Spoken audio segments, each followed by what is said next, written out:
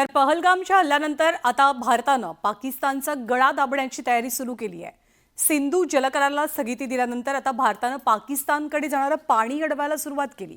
परिणामी सध्या पाकिस्तानमध्ये पाणी बाणी निर्माण होण्याची दाट शक्यता आहे। भारतानं अडवलं चिनाबचं पाणी। पाकिस्तानमध्ये पाणी बाणी। भारत 6 विद्युत प्रकल्पही बांधणार। पाकड्यांचं पाणी आणि माझही जिरणार।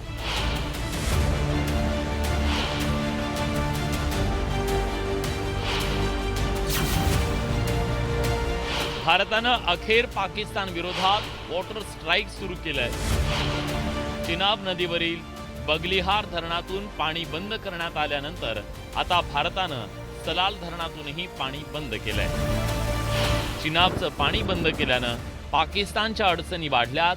भारताच्या या कृतीनं पाकिस्तानात पाणी टंचाई निर्माण होण्याची शक्यता आहे। पाणी अडवल्यानं पिण्याचं आणि शेतीसाठी पाणी मिळणं अवघड झाल्यानं पाक नागरिकांची अडचण वाढणार आहे।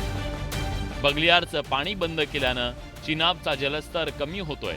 नदीचा प्रवाह आटल्याचं दिसतंय। इतनी ऊंची जो चट्टानें आपको दिख रही हैं, पानी का बहाव जो चिनाब का था वो इतना ज़्यादा था कि यहाँ पर कोई भी खड़े रहना किसी के लिए भी मुश्किल होता था। लेकिन आज जहाँ पर मेरे कदम आपको पानी के अंदर दिख रहे हैं, ये पानी का ये चिनाब का किनारा है और समझिए कि कितना लेवल पानी का जो कम हो गया है, जिसका सबसे ज़्यादा खमियाजा पाकिस्तान को भुगतना पड़ेगा। जी हाँ, क्योंकि पाकिस्तान से ये जो चिनाब दरिया जाता है, पाकिस्तान में जो पानी पहुंचता है चिनाब का, वो पंजाब प्रांत है और पाकिस्तान में सबसे ज़्यादा कृषि का काम पंजाब प्रांत में होता है।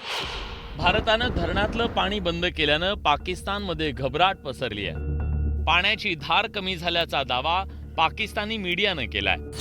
यापूर्वी 87,000 क्युसेक इतकं पाणी पाकिस्तानला मिळत होतं। आता हे पाणी बंद केल्यानं फक्त 10,800 क्युसेक इतकं पाणी पोहोचत असल्याचा दावा केला जातोय। त्यामुळे पाकिस्तानच्या पंजाब आणि पीओके प्रांतात पाणीबाणी निर्माण होण्याची शक्यता आहे।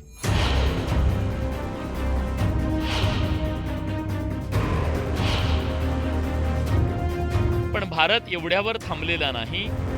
भारतानं आता सिंधू जलकराराला स्थगिती दिल्यानंतर पाकिस्तानमध्ये वाहून जाणाऱ्या पाण्याला पूर्णपणे रोखण्याची रणनीती आखली आहे। सिंधू जल करार स्थगित केल्यानंतर केंद्रीय गृहमंत्री अमित शाह आणि जलशक्ती मंत्री CR पाटील यांच्यात 2 मोठ्या बैठका झाल्या। या आठवड्यात केंद्रीय गृहमंत्री अमित शाह यांच्यासोबत एक मोठी बैठक होण्याची शक्यता आहे, ज्यात 6 जलविद्युत प्रकल्पांच्या कामांना वेग दिला जातोय। म्हणजे पाकिस्तानला येत्या काळामध्ये मोठ्या दुष्काळाचा सामना हा करावा लागणार आहे, ही एक पद्धतीची हिंट आहे। सिंधू नदी पाणी वाटप करार स्थगित केल्यानंतर त्याच्या अल्पकालीन आणि दीर्घकालीन अशा दोन्ही स्वरूपाचे परिणाम आहेत। अल्पकालीन मध्ये अशा स्वरूपाने डॅम मधला फ्लो कमी करणं असेल, पाण्याचा डेटा शेअरिंग करणं थांबवणं, हे शॉर्ट टर्म मध्ये भारत करणार आहे। आणि लॉंग टर्म मध्ये आणखी नाही की मेजर डॅम्स, मग ते चिनाबवर असेल, झेलमवर असेल किंवा सिंधू नदीवरती असतील, ते डॅम्स बांधणं आणि त्यांचा प्रवाह बदलणं हे लॉंग टर्म मधलं आहे। भारतानं पाणी बंद करून पाकला मोठा धक्का दिला, पण विरोधक मात्र सरकारच्या भूमिकेवर सवाल उपस्थित करतायत। देखिए, ऐसा है कि ये इतना आसान नहीं है।